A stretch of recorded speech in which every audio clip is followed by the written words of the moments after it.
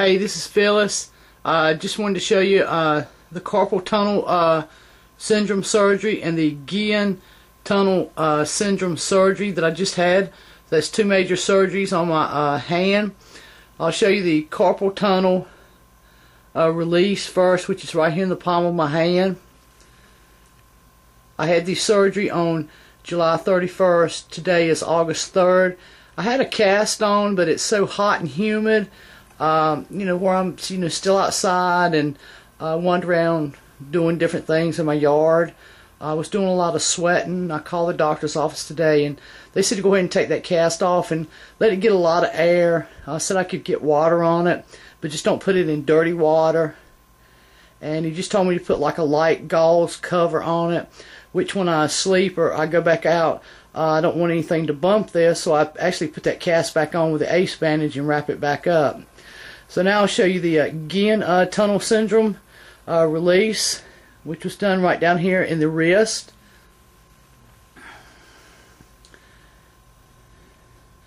Try to turn my wrist a little bit where you can see it. Pretty nicely put back together. I'm trying to hold the camera really steady. So here are the two major surgeries that I had, the carpal tunnel in the palm of my hand, and then the Guyon tunnel syndrome release, which is right down here in my wrist. And it all looks, really gross and really painful, but actually neither one of them is painful. The doctor wrote me a prescription after the surgery for Percocet, but I really didn't want to get involved in Percocet, something that strong. So he wrote me a prescription for Vicodin, and I think I took 3 or 4 of those on Friday after having my surgery, and I just started feeling nauseated, so I just went and got me some over-the-counter Motrin, and I take 400 milligram or 600 milligram every 4 to 8 to 16 hours. Like I said, it looks worse than what it is. It's really not that much pain. The most pain I was having actually was where I felt like it was a lot of sweat, because now my hands are sweating more where I have had the surgery, because before you have the surgery your fingers and palm they won't sweat because the area is restricted and pinched. So now that those areas have been released, I'm doing a lot more sweating, and plus where it's hot and humid outside, I think we're like maybe about 93 or 95, and like I said, the humidity's really up. So it was the actually the sweating that was irritating this area. And so I just wanted to show you, give you another little close up, the carpal tunnel release,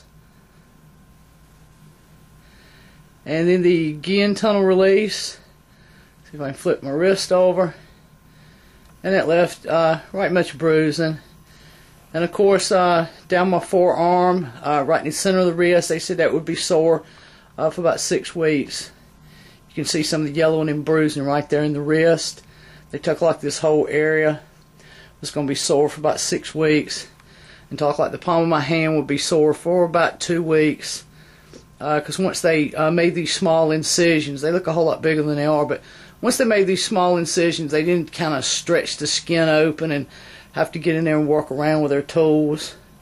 So that's what causes the bruising and the extra pain. As far as swelling, I keep my arm elevated, and this is as much as I can make a fist right now, like that. That's actually as far as I can make a fist.